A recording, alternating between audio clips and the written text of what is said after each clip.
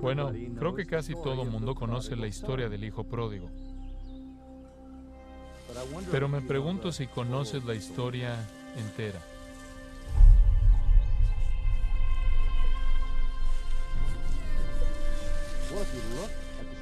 Bueno, si ves la historia del hijo pródigo, te das cuenta de que es bastante claro que Jesús pinta el retrato del peor pecador imaginable para una persona de una aldea del primer siglo, viviendo en el Medio Oriente y particularmente en Israel, porque ningún hijo, ni siquiera en su peor sueño, se comportaría como este hijo.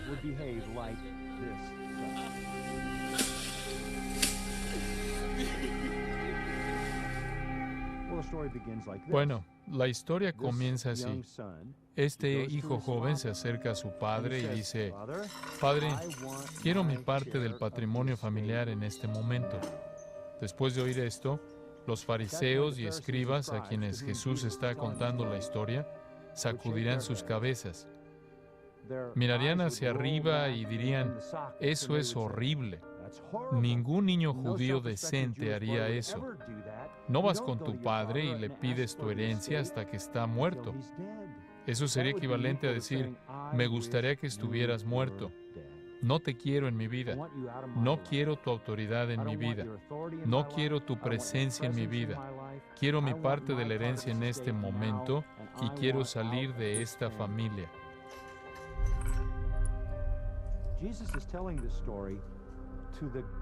Jesús está contando esta historia a los guardianes del honor en el judaísmo, los fariseos y los escribas. Estarían boquiabiertos.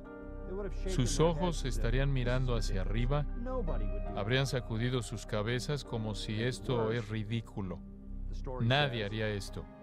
Para empeorar las cosas, la historia dice que se acabó su parte de la herencia rápidamente. En pocos días, convirtió su parte de la herencia en dinero en efectivo. Impresionante. ¿Cómo va a hacer eso?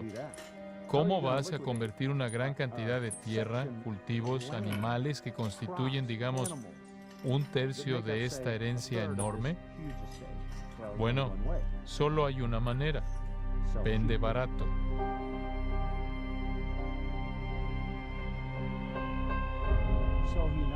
Entonces él no solo abarata el honor de su padre, sino que abarata el valor de su herencia que ha sido acumulada a lo largo de generaciones, y la vende barato para tener el dinero en efectivo.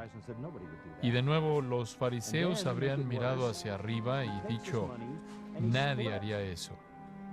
Y después, para empeorar las cosas, toma su dinero y lo parte y deja el país, lo cual quiere decir que trata la tierra de Israel con el mismo menosprecio con el que trató a su familia y a su padre. Esto simplemente es inconcebible. Nadie haría esto y se va a una tierra gentil. Los judíos, si tenían que viajar a tierras gentiles, cuando regresaban, se sacudían el polvo de su ropa y pies porque no querían traer polvo gentil contaminado de regreso a la tierra santa. Y cuando llega a la tierra gentil con su dinero, la Biblia dice que lo gasta en fiestas desenfrenadas, y más adelante en la historia, su hermano mayor dice: «Gastó todo en prostitutas». Esto simplemente va más allá de lo que es lógico.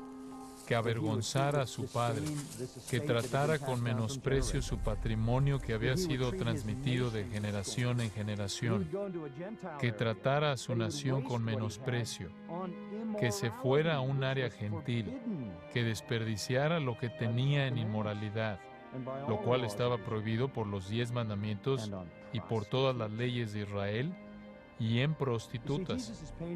Aquí Jesús está pintando un retrato de lo peor de lo peor.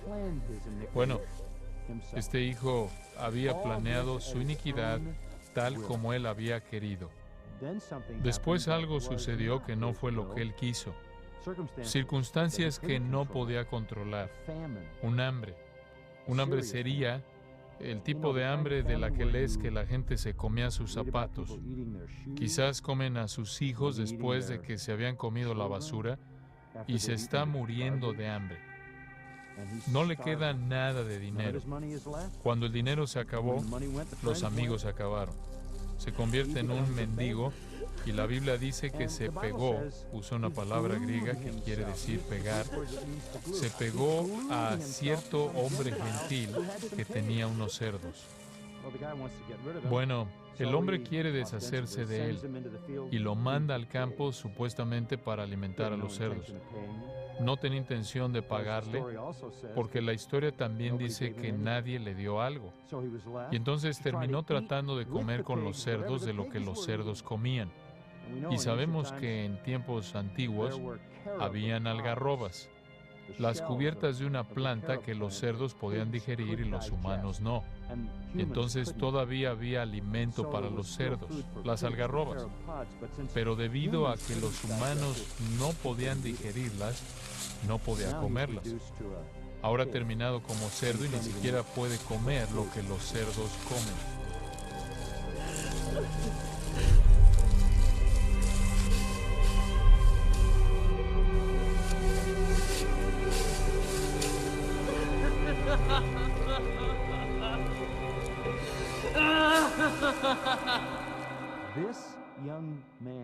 Este joven que Jesús creó es un símbolo de los pecadores y las prostitutas y lo más bajo de la sociedad y los publicanos que estaban viniendo a él en arrepentimiento y recibiendo salvación.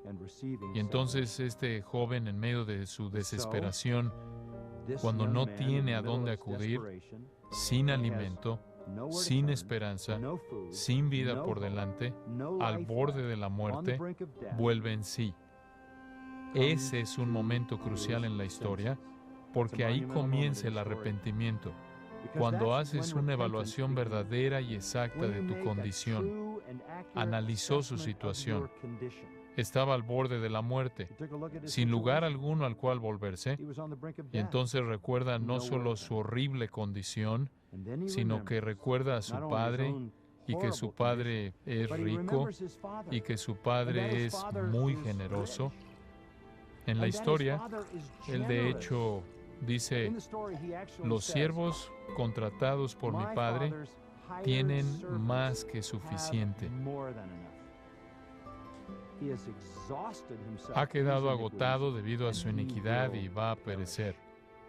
Es como si la boca del infierno se está abriendo para recibirle. Y entonces se acuerda de que hay una persona que lo ama, que tiene muchos recursos y que es alguien extremadamente generoso. Y se dice a sí mismo, iré a mi padre y le diré, he pecado. Literalmente, he pecado tan alto como el cielo. Mis pecados están tan altos como el cielo. No soy digno de ser tu hijo. No estoy pidiendo la reconciliación. No estoy pidiendo ser recibido como hijo. Solamente contrátame como a uno de tus siervos con el sueldo más bajo, el salario mínimo. Trabajaré el resto de mi vida si tengo que hacerlo, para ganarme todo lo que he desperdiciado y poderme reconciliar contigo. Los fariseos que estaban escuchando la historia esperarían que el padre dijera, vete a la aldea, avienta polvo a tu cabeza, siéntate ahí y sea abusado quizás por 7 días y entonces quizás te dé audiencia. Quizás permita que me beses los pies y entonces te diré cómo puedes ganarte el derecho de regresar. Así se hacen las cosas de manera honorable, noble. Ese es el sistema de justicia personal. Eso es lo que te dice que hagas. ¿Te ganas el derecho? Eso no es lo que pasó.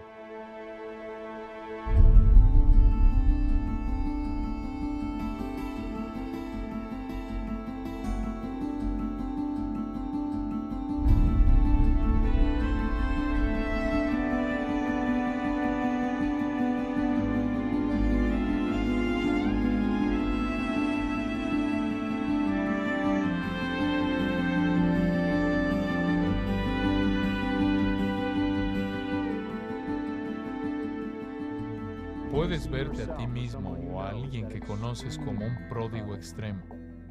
Hay un Padre amoroso que está esperando y que se ha revelado a sí mismo en Jesucristo, quien ofrece únicamente por gracia la reconciliación completa y está contento de tomar al pecador vergonzoso y hacerlo un hijo con todos los derechos y todos los privilegios. Eso es gracia.